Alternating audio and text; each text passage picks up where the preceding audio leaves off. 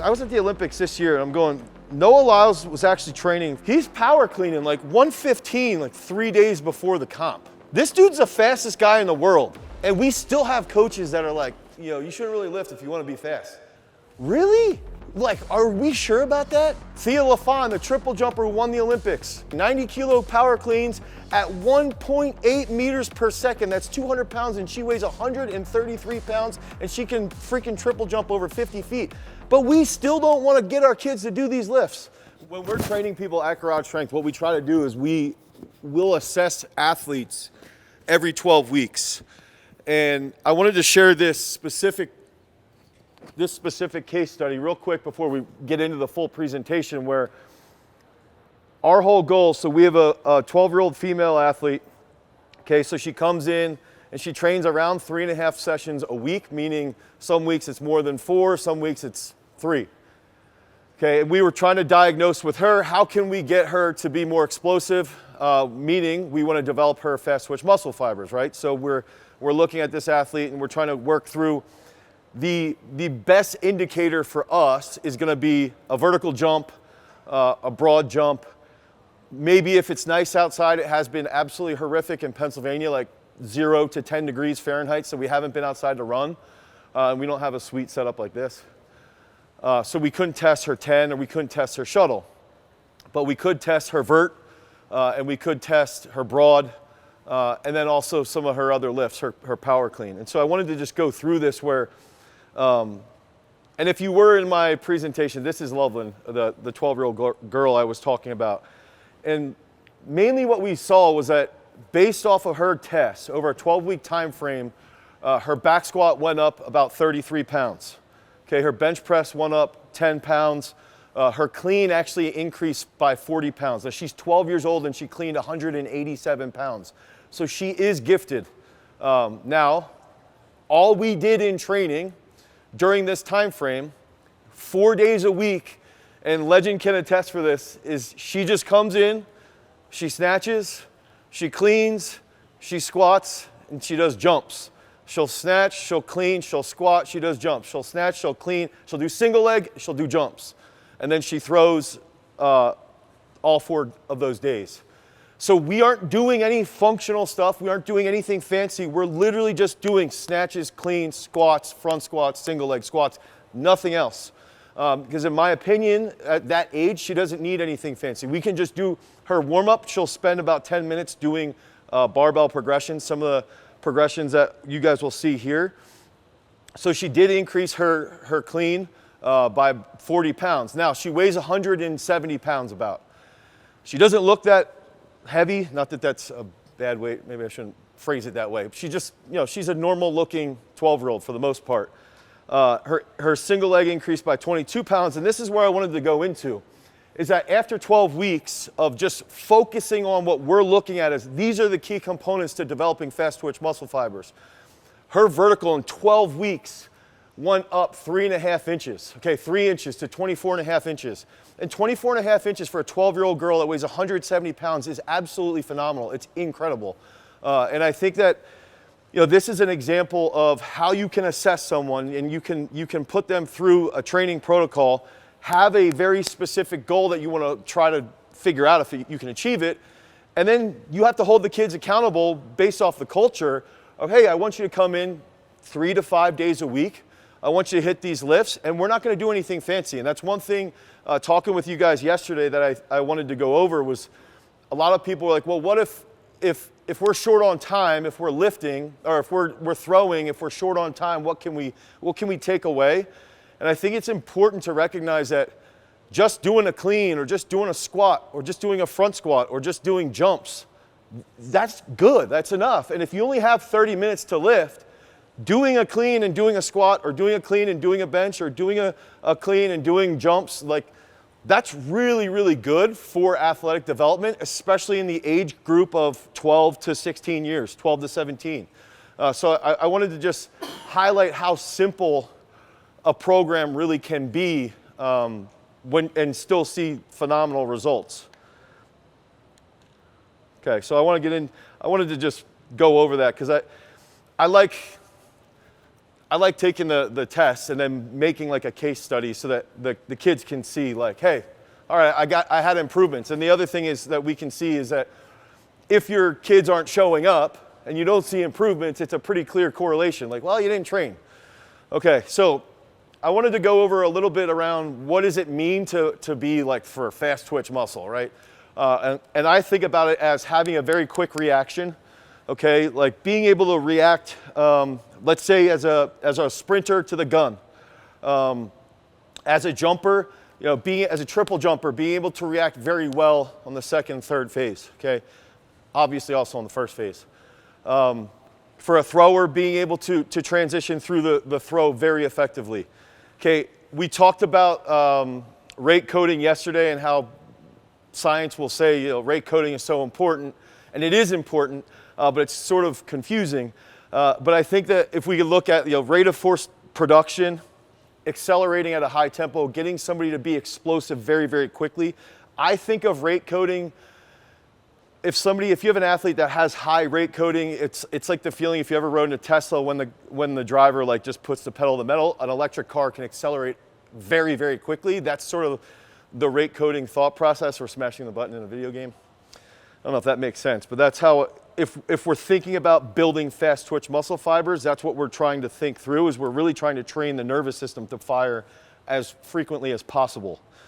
And the other thing here is that we should be developed for this specific sport, meaning we want to do a lot of technical work. Okay, so if we're training athletes in the gym to get stronger, to get more explosive, we need to make sure they're learning the right technique to triple jump. They're learning the right technique to high jump. They're learning the right sprint technique. They're learning the right throwing technique, because then they're going to be able to transfer the work that they're doing in the gym as effectively as possible to their specific sport. Now, this would be probably the most science-based that I would want to get into, and I like to think about, there's like basically two feedback loops. There's going to be the athlete's brain is initiating a movement, but then there's going to be feedback from the nervous system in your limbs that then goes back and communicates with the brain so that you can recruit as well as possible. And this is just like a very basic graph or chart that you can look at and see your brain starts the initiation. So I actually like to think about, my brain would tell me like, okay, I can start the throw of a shot movement, right? And then after that, the feedback comes from my limbs when I'm loading my left or when I'm grounding in the middle. It's the same thing with a sprinter.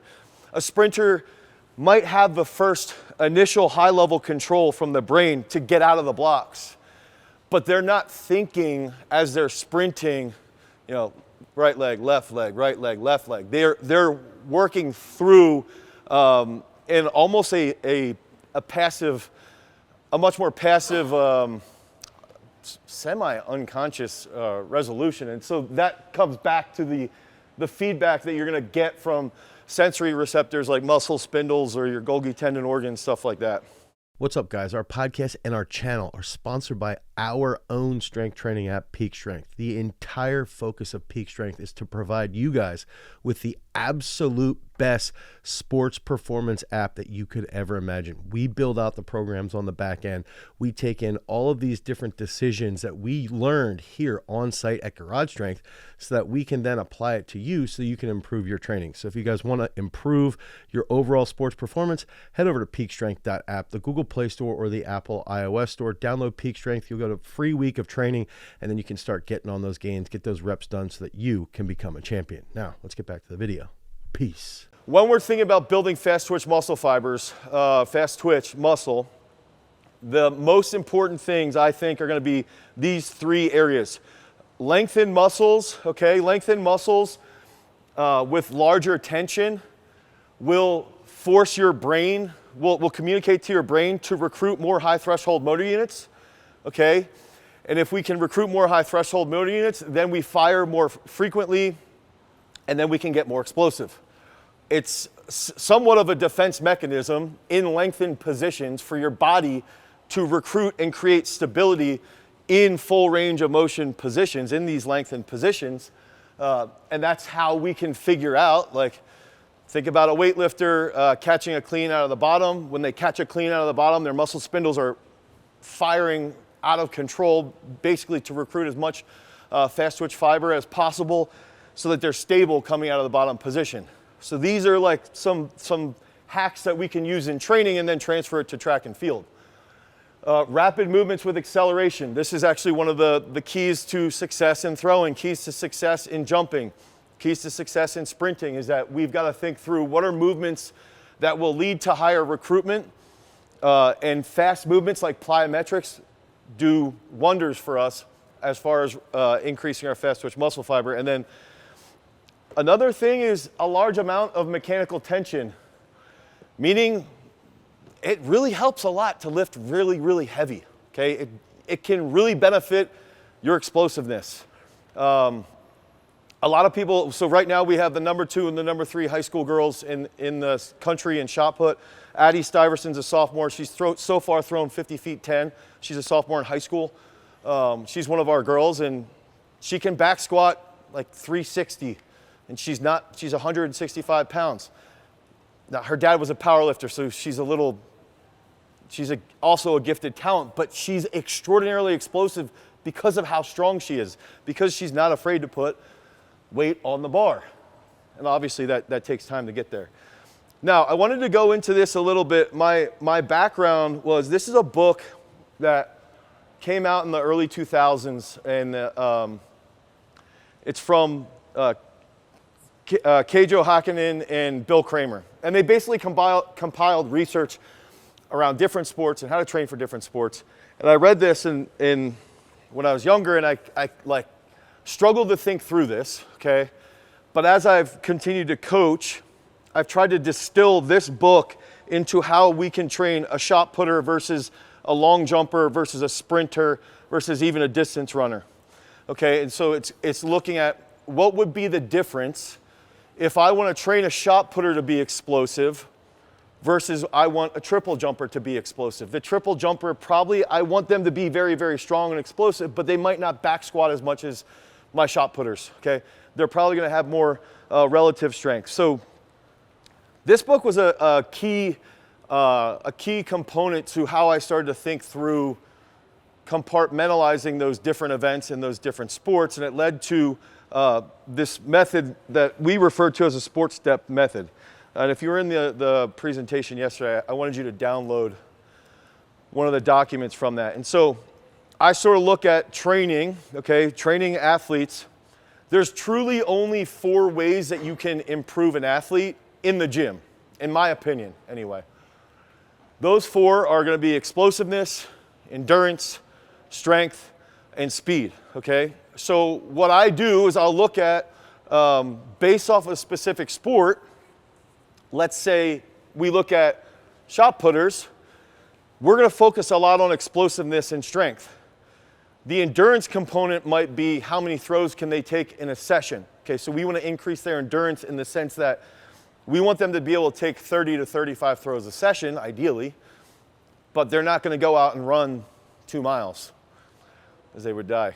And at the same time, we would look at this, and if I think through this sport depth method, I would say using the triple jumper, or even using an 800 meter. Let's use something that's a little bit different. If we use an 800 meter runner, we want them to be fast, okay, very fast. We want them to have good 200 meter splits, okay, especially their third 200 meter split, because that's essentially what's going to predict their success. And so we want them to have endurance so that they can run consistent 200 meter splits that are fast, but we also need to focus on their speed. Their strength levels don't need to be as high because they don't have as much resistance inside of their actual competition. So in a sense of an 800 meter runner, we're focusing more on speed and more on endurance. In the sense of the shot putter, we're focusing more on strength and more on explosiveness. So it still comes back to just those 4 areas. And this is like a 10-page document that we put together on like how I look at training a marathon runner all the way down to a shot putter, or you know, an ultra triathlete all the way down to how we train an Olympic weightlifter, and then where we would have a pole vaulter, versus, let's say, an 800-meter runner, where they lie on that spectrum. Okay, so we sort of lump them into 5 different categories. So there's sport depth 1, 2, 3, 4, and 5. And this document goes into a lot of like the granular aspects, and it comes back to the assessments that we use and how we want to build upon our program based off of what sport depth the athlete falls into. And then that's going to guide our training. So it's like taking the assessments and the planning, and then that's going to guide us in how we implement it. You think that was clear? Okay. Maybe for you. Okay. So the big thing with track and field and developing fast twitch muscle is that my first step is to recognize what event is the athlete in, okay? And when we're looking at sport depths, we have athletes in sport depth 1, that's going to be shot putters, discus throwers, hammer throwers, javelin. Okay, so shot and disc. We have athletes that'll be in sport depth 2, that's going to be typically a long jumper, 100 meters, maybe 200 meters, high jumpers, that they would be sport depth 2. Sport depth 4 would be where we see 800-meter runners. You guys do 16 in the 32? Okay, so 16 in the 32, internationally 15 in the 5. They would be in sport depth 4, okay? So when we're looking at our assessments, the biggest things that we would look at as a coach is we want to see, okay, sport depth 1, sport depth 2, what's their power clean or what's their full clean? And if we try to push that over a 12-week time frame and we increase their clean, do we see an increase in their vert? Do we see an increase in their broad? Same thing with, and then we have vertical jump, we have broad jump, and then we would also assess them by looking at the sprints, okay? So we might look at 20-meter sprint, we might look at a flying 10 between 40 and 50 meters, and we want to see what that is over a time frame. So those are going to be the key levels of assessments that we're using. And then we try to plan through this. So you notice we're using this API framework. We want to plan through this with a yearly calendar, working backwards. This is when states is, this is when regions is, this is when we have this invitational, and then this is how we're going to build out the year. And then we implement it with those expectations. We're going to lift 3 days a week. We're going to be at the track 5 days a week. These are the technical days. These are the high effort days. And that's how we lay everything out. Now, I want to go into actual specifics. So I think it's important that we look at each sport depth based off the event. Okay, so sport depth 1 would be shot put, discus throw. Okay, so how many throws coaches are in here? Okay, good. So like 60% maybe a little more. That's good. So when we're training throwers, and this is some of the stuff we talked about yesterday, is that they're going to be much more resistance-based athletes. Okay. If we follow Ryan Krauser or Joe or Valerie Allman or Sandra Perkovich, you can see what they're doing in training. These are athletes that have much higher levels of resistance that they're training with. They're going to be doing things like snatches, cleans, back squats, front squats. We like to measure and test in the beginning of a period. And this is something that I think that you could, in theory, do prior to track season, is you could test a vertical jump. Okay, you could, I don't necessarily know, it depends on the level of the athlete about a clean or a back squat, but you could test a broad jump very easily, really easily. You could just put tape on the ground and test a broad jump. Have them have a sticky note and test their vertical jump. But that's something you could do at the beginning of the track season and say, hey, I want to come back and measure this at the end of the year to see if you got more fast twitch muscle. So these would be the specific tests along with the bench press. Every high school kid who's a male will love to max out their bench press. So that is something you probably could do. So those are the tests that we use. Now, the best exercises, and this is where I want to give you like actual specifics here. The best movements to use, and I said big hoss, big hoss is this is for the throwers, is if we're looking at increasing their legs, okay, their leg strength or their leg explosiveness, and remember we're focusing on explosiveness and strength. Really, we want to use a snatch or a clean, okay, and high school kids can learn those movements. They take time to learn them. It might take 6 months, it might take 2 months, it might take a year, but they are really effective movements for increasing their explosiveness. We'll use back squats, front squats, single leg squats. We do a lot of single leg squats. And when we're setting this up, we also have a weekly split on how we would implement this, okay? Now, for the upper body, we use push presses and behind the neck jerks. We're also a weightlifting gym, okay? We train Olympic weightlifters, so we do have that tilt. Now, most high school kids, I don't think should be doing push presses or behind the neck jerks because you probably don't have access to jerk boxes. So in this case, just focus on the bench press, pull-ups, and we do like to do push-ups to boxes or even measuring. We'll even measure, actually, I think these are Hawken Dynamic force plates, but you can actually use a jump mat. If you have access to a jump mat, you can measure someone's push-up off of the jump mat to see how high they can be, how explosive they are with their upper body. But we'll actually do push-ups to boxes just in training, or clap push-ups in training. I forget, I was talking to somebody last night and they were like, well, what if we don't have access to a gym like this? What can I do to get my kids' upper body stronger? Tell the kids every single night 50 clap push-ups, and ask them every single day when they start practice, did you do your 50 clap push-ups last night? And then when they say that they didn't do their 50 clap push-ups, tell them they have to do the 50 clap push-ups right now, right in front of you, and do that every single day. And by the end of the season, everybody's going to be doing 50 clap push-ups every single night. But we have to hold them accountable to do it. So we literally will tell kids, do 50 clap push-ups until they get to about a 300 to a 315 pound bench press. Okay? That's their homework, no matter what. And they can do this. Kids like to do it. Guys like to do it because they get a nice pump in their triceps. So use things like that to increase their strength in their upper body. For jumps, we might do depth drops. So we might have a box set up. We drop down, we pause, and then we go do a jump. Okay, we'll do jump lunges, hurdle hops, and we'll do a lot of stadium jumps. So if you guys have access to your high school football stadium, do jumps up the bleachers. That's a really good way to help them get more explosive. And then finally in the throws, specific to the event, I wanted to provide specifics for each event relative to the sport depth. We see a lot of technical improvements with the heavy implements, okay? I just realized Maddox is just lifting his butt so crazy in this GIF. So this kid was probably a junior when he was doing this. Yeah, this I would recommend maybe a little better technique. We should have put Sam's video in there. And then we also use range throws. And I talked about this yesterday. Range throwing is a lower intensity, let's say 70 to 80% intensity throws. You try to get 20 to 25 throws in a range. And I like to think about range throwing as like batting practice. And that's another way to help dial in the coordination of your fast twitch muscle. So if we're doing these lifts, okay, if we're doing those lifts in the gym, let's say day 1 is the leg day, day 2 is the upper body day, and you do that on Tuesday. Wednesday, maybe they don't go in the gym. Thursday, they can do the jumps, okay? So right there, you got Monday, Tuesday, Thursday. 40 minutes. Just give me 40 minutes. Clean, squat, bench, pull-up, explosive push-ups. Jumps, they can do broad jumps, stair jumps, jump lunge. But every day, one day they do really hard throws with a heavy implement. Maybe they do 2 days of range throwing.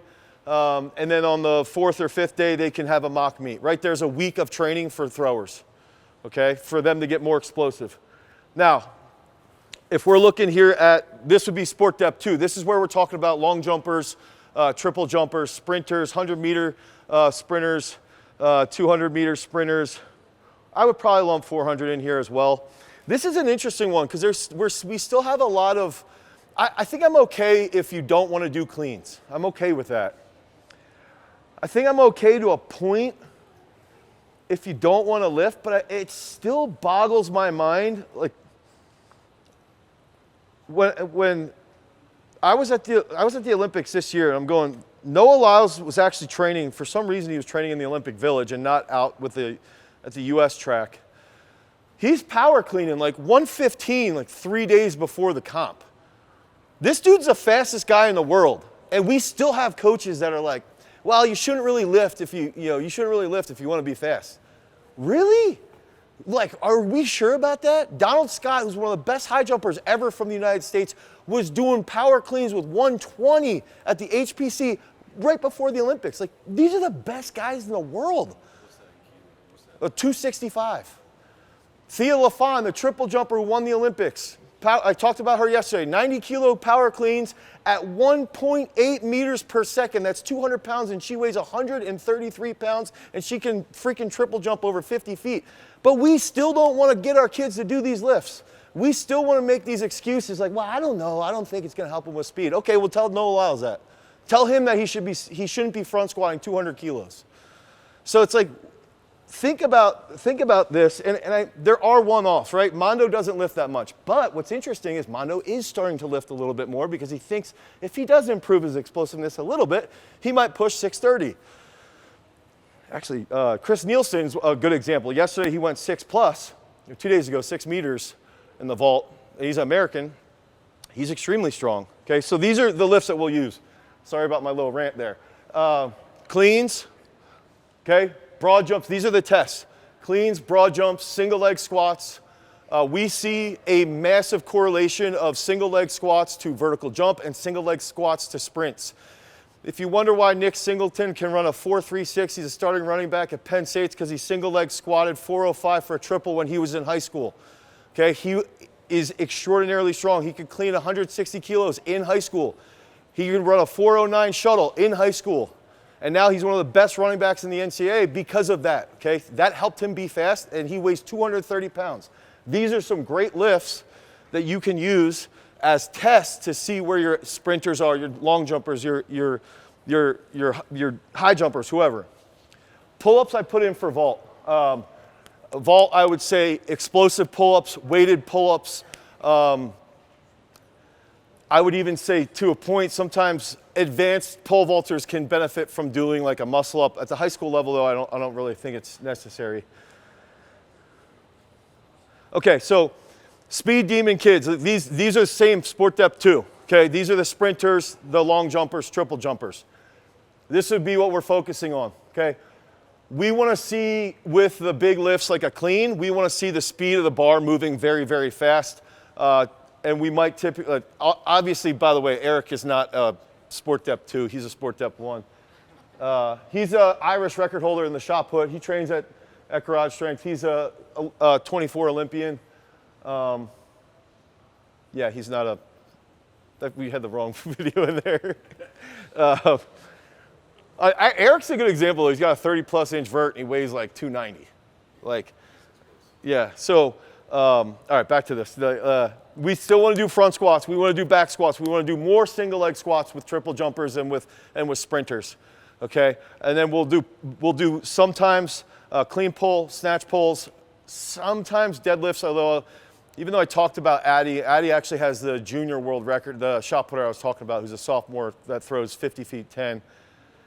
She deadlifts a lot. I'm not a huge fan of deadlifts, mainly because I'm a weightlifting guy. Upper body strength with the sport depth 2. Push presses, behind the neck jerks. I would focus on vaulters too. Rope climbs are very effective. Rope climbs are fantastic. And even getting vaulters, I would recommend having vaulters if you have a high enough pull-up bar. Have them hold weights in their feet. They'll have a little bit more of like a hollow position on the pull, and that really helps them on their takeoff. So I would recommend that. And most high school pole vaulters can bang out 10+ pull-ups, good ones. Okay, push-ups to boxes, and then overhead med ball slams. Okay. Athlete-based training, they're going to do the depth drop to jumps. They're going to do a lot of hurdle hops, a lot of skips, and a lot of single leg bounds. Single leg bounds pay off huge with sprinters and with jumpers. And then with technique stuff, resisted sprints, max speed work, pole runs, meaning like, you know, runs on with like a dowel rod on their back. Anything like that can be beneficial for these athletes. Pole runs too with a vaulter. Vaulters, I think, benefit at a young age from doing pole sprints, like sprints with the pole. I think there comes a point where they don't really need them as much anymore. But most high school kids would benefit from doing speed work holding their actual pole, just because then they have a little bit more stability in their abs when they're actually running. So that's one thing I did want to bring up there. Okay, so this would be the next sport depth. So this would be the one that I would beg anyone who's a track coach to try to get these kids in the gym. And these are kids that aren't coming into the gym to try and clean 500 pounds or 400 pounds. These are kids coming in the gym to just clean, to just be a little bit twitchier. I always like to use the example that if you have a kid who can, let's say this kid cleans 135 pounds and we get him to clean 155, every time if he's an 800 runner, that he puts force into the ground over 800 meters, if he can just put in a little extra force into the ground, let's say it's 5 pounds. 5 pounds of extra force over 800 meters is insanely, it's a huge gap that you can make up just by adding, 15 to 20 pounds to one of these lifts. Now, you also have to, in the case of the 800 meter, you also have to measure like, okay, are they going to gain too much weight or what are they eating? We don't want to do a ton of hypertrophy work with these kids because body weight ideally should stay a little bit lower. And I will say too, even if you look at a lot of the guys, I'm trying to think off the top of my head, like Ingebrigtsen does do resistance-based work, a lot of single leg work, a lot of stuff like it's just really about improving their mobility and maintaining bone density and trying to have injury prevention while increasing their speed. Okay, so in this case, power clean, broad jump, single leg squat, vertical jumps. I really think as well a 40-yard dash or a 40-meter dash and then flying 10s with 800-meter sprinters, 1632s is going to pay off. So in this case, with the distance athletes, power cleans is fine, okay? Do goblet squats or do squats to a box. They tend to have a little bit tighter hips, so get them to squat to a box. Do a lot of single leg squats where their back knee is going to hit a pad. Just do it with a bar. Just get them to do a single leg squat with a bar. That pays off huge dividends. Pulls, I like single leg RDLs. So single leg RDLs here, come through, okay? Barbell RDLs, fantastic. And then upper body stuff, push-ups, dumbbell benches fast, push-ups to boxes, med ball slams in the GHD for their abs and for their back. And then on their jumps, we would do more skips, more jump step-ups, pogo hops, hurdle hops, single leg bounds again. And then they would be doing resisted sprints, max speed work, meaning like 60 to 80 meter sprints. And then because of the component of endurance, we would do 200 meter repeats. I think in a game like the 800, it's an easy one to try and figure out, like, okay, let's say we want to run a specific time. Get them to run 200 meter sprints that would dial into that PR time. Let's say they want to run a 155 or something. Okay, if you figure out what would each 200 meter need to be, and they have to hit sprint repeats there, they rest for 3 to 5 minutes between each sprint, and that's how you try and increase their speed in the actual race to then be able to put out that faster time in the 8. That's the one thing I think it's important with the distance is it's very much it's like a formula, and if you can figure out the points on the track, they can respond pretty well. Okay, so rep schemes real quick. This would just be some examples of rep schemes. For the cleans and snatches, we'll do 7 doubles, 5 triples. With the sport depth 2, sport depth 4, we'll take shorter rest periods, 60 seconds to 80 seconds rest. Squats, throwers will take a 3-day rest period in between their squats because they want to just talk about politics, religion, and whatever music is new. Everybody else, try and get them on a shorter rest time frame. Okay, pulls, 6 sets of 4, 4 doubles, 1 set of 4. Upper body stuff, this would be more so for the throwers, okay? We like to do some waves, we like to do pyramids like 7, 5, 4, 5, 9. That might be 5 sets for upper body work for throwers.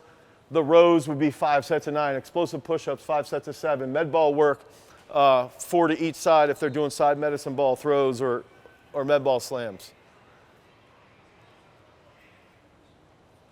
But typically when we're looking at like specifically building fast twitch muscle, we want to keep the reps a little bit lower and try and focus on the speed of the movement or the load of the movement. That's the big factor, is like, what's the speed of the movement or what is the weight on the bar? And then what's the range? Are they going full range? Yeah. So, question with that, you talk about speed of the movement. I heard you yesterday, we talked about, and I don't, terminology, I'm sorry, slow down, quick twitch up, or we, it seems like, So, like the video, let it drop it. it depends on the time of year. So one thing that we'll do farther out, we'll do the slow controlled and then a pause, go, okay? We'll do pause presses with dumbbells quite a bit further out. We also use something that we call unbroken reps. So Sam, for example, the week before Sam threw his PR, okay, which is 68 meters, like 220 in discus.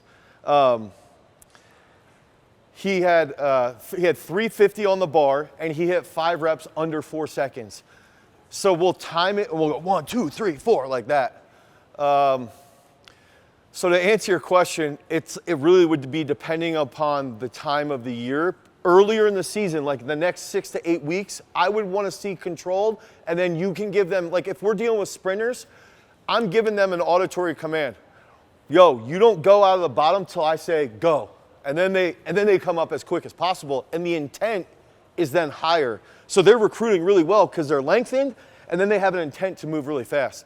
I will say this, is that the concentric, so the part where you're here or when you're coming up, or if you're doing a pull-up here, should always be move it as fast as possible. With control, but as fast as possible. Yeah, I don't know if that helps. No, it helps. I know it's still a gray area. No, it is. It's easy. It's out of season. I just, Maybe, you're looking at athletes sitting in the way, almost getting to be injured, and all they're doing is. yeah, they're all, I would just say for most kids, if they're like a normal kid that you're just trying to get them the regionals, just normal reps is fine. But when you teach them, still just say like, hey, think about moving this fast off the chest. Think about doing a fast pull-up and then controlled. And every time that they're learning those lifts, it's just they think about accelerating on the actual concentric part. I think the same thing on jumps. Hey, we'll do like single leg bounds like this and pause. And then the next week we might go hit, faster, faster, faster. And then they learn how to have that control. And then by the end of the season, they're freaking bounding, an extra 2 feet every stride, but it's building into it. Yeah. Okay, so I will say this, when we set up our athlete day, I like to do hops versus jumps. So the hops will be about 70% of the touches on an athlete day. So we'll do pogo hops like here, boom, boom, boom, for 10 reps. Okay, trying to get them to feel springy. Okay, and then we'll do, we might even do that for 20 seconds. Jumps like hurdle hops or like what Sam's doing here. Okay, so Sam's got a 37-inch vert. He's like 230. He threw at the trials last year. He's one of our coaches that throws you. We'll do, he's got 4 hurdles and then 1 to the big box, okay? So that's 5 total jumps. That might be a little much too even. Now, high school kids, I think you could just lower the hurdle, lower the box. I know it looks advanced, but tone it back for what that level of the athlete is.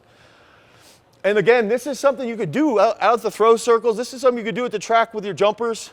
Hey, we're gonna spend 30 minutes doing this. We got 5 exercises, let's go. And I also think this is where the track world could really bridge and do what the football guys are doing and be like, yo, your football speed program sucks. Come out to the track and train with us and do stuff like this. This is gonna be more beneficial for them. And then we get more kids into the track world. Max speed work, okay? 2 to 5 reps for 40 to 80 meters. That's good quality work. Depending on the year or the time of season, you could increase the volume and decrease the rest, but the quality won't be as good. Resisted speed work, anywhere from 3 to 7 reps, 10 to 30 meters, 3 to 5 minutes rest, something like that. Okay, so this would be that. Oh, geez, there's legend. Look at that. This is probably last week, actually. That's 330 for Legend. Still with his trash technique, bending his arms. So we go. Day one would be explosive work, right? On the track or for their sport. Then they have the leg lift, and then they do mobility after that. And we're going to do a mobility presentation next. So we do mobility at the end. Okay, then we go technique work on the track or position work, meaning like we're going to work on, for sprinters, we're going to work on your acceleration more, or we're going to work on your max velocity technique, something like that. Then they do an upper body lift, let's say if they're pole vaulters especially. Then we'll do consistent work, so that's the range throwing on day 3. Maybe they're off on day 3 from their actual training. And then day 4, explosive work out on the track. Then we'll do athlete day. Okay, and then day 5, we're going to try and do like a competitive simulation, and then we'll do recovery. Okay, so that split would look like this in the gym, where it's 10 to 15 minutes of a warm-up, 60 minutes to 70 minutes on the track, 45 to 60 minutes in the gym. And you can even, one thing that's I think is beneficial is even when you're in the gym, just try and talk about why we're doing this lift. We're doing single leg squats to help you as a triple jumper. Try to feel these things. Make connections between the cues that you give them in the track to the weight room. And that's Jaime Perez. She's the number 9 discus thrower in the history of the world. So she's Olympic bronze medalist and world champ. She's an absolute freak. Okay, I forget what this QR code is. I think this might be for peak strength. This is a bad job. Okay. The sport depths one in the beginning was I really wanted you to download that. I think this is for our app. Okay, so this is our strength training app. The stuff in the beginning is for the sport depth stuff is really how I want you to think through training different athletes based off their sport. And we use the sport depth stuff for multi-sport athletes as well. So if we have a kid that plays basketball and he's also a jumper and a football player, it helps us train them year-round while still being able to be good at their actual sport. Okay, does anybody have any questions? Yeah. You say recovery, is that like stretching and foam rolling? Yeah, yes, yeah. And that could be static stretching. So when we do the mobility session, I think about mobility as 3 areas: long duration, static stretches, dynamic positional work. So that would be like foam rolling or like the hip 90-90 that Legend was doing yesterday.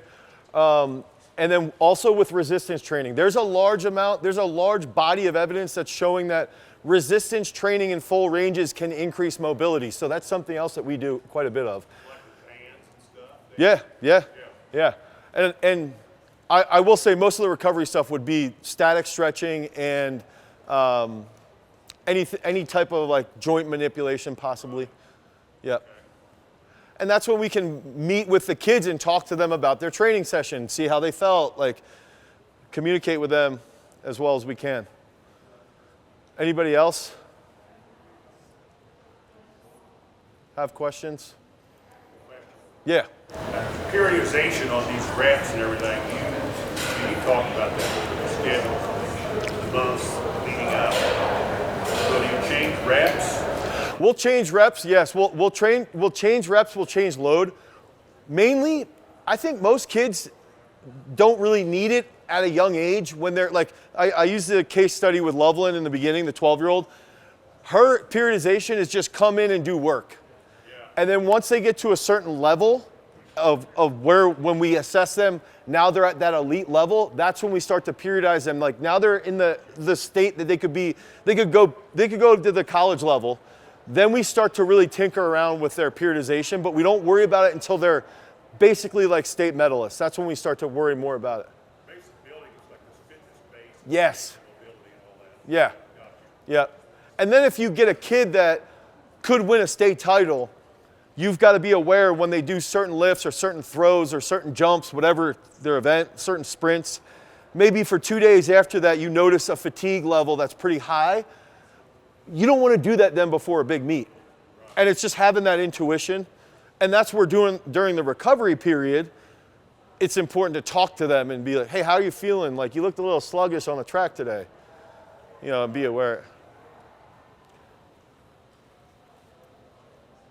Anybody else? Well, I was going to say recovery, you can do mental stuff Yes. on that too. Yep. 100%. And that's even where I think certain forms of yoga, you can have big benefits there. I think meditating while you're doing long duration stretches. If you have a kid who's religious, they can do prayer while they do that, and that helps them be a little bit more present when they're doing their stretching. Yeah. Yeah, and like it is a time that they can, even if you can try and get them to do that at home, it can be pretty beneficial. Yeah. Mentally. Right. Just tell them they're not allowed. That's, as much as I love cell phones, that's the time that I'd be like, you can't use your phone. Yeah. Only as a timer. Give me 20 minutes without your phone. And they're just like, at the end of 20 minutes, like, is the timer up yet? That's like me with my wife. From 6 to 7 o'clock, Dane, you can't be on your cell phone. It's 6:59. I'm like, where's my phone at? Yeah. Okay, any other questions? Yeah. What about in the weight room, rest time between reps? So I think if you're looking at the big lifts, like a clean or a snatch, if they're distance runners, shorter, like 60 seconds. If they're throwers, 2 minutes. If we're doing squats, throwers will take 2.5 minutes or 5 or 7. Ideally, it would be, if we have like jumpers, they can recover within about 2 minutes. And if we're doing any like hypertrophy work or any accessory work, any accessories at 60 seconds and you're done. You're good. I like to make it so a lot of the stuff for us is based off of how long someone's at the gym for us. Again, we're privileged. We have a decent gym. We have a nice setup. But we also we want kids to come in and they've got to be out within 60 to 75 minutes. That's how the gym flow is. Unless they're training with me, they'll be there for 2.5 hours. But we still want them to flow through that sort of 8 to 10 minute warm up. When they do a clean or a snatch, we want about 20 minutes. When they do squats, 15 to 20 minutes, and then the rest is just hypertrophy work, accessory work, or recovery. So we have like a little formula that we follow, and basically that's how we line that up, and we try to follow through with that with the rest periods. Now, if we want to go really heavy, I'm thinking about like our football guys. Like, there's times that I'll let them rest a little bit longer, but they're going to be there longer. So that depends on how committed you guys are too. It's like some people have a life outside of track, and some people don't have a life outside of track. So it does make, I get it.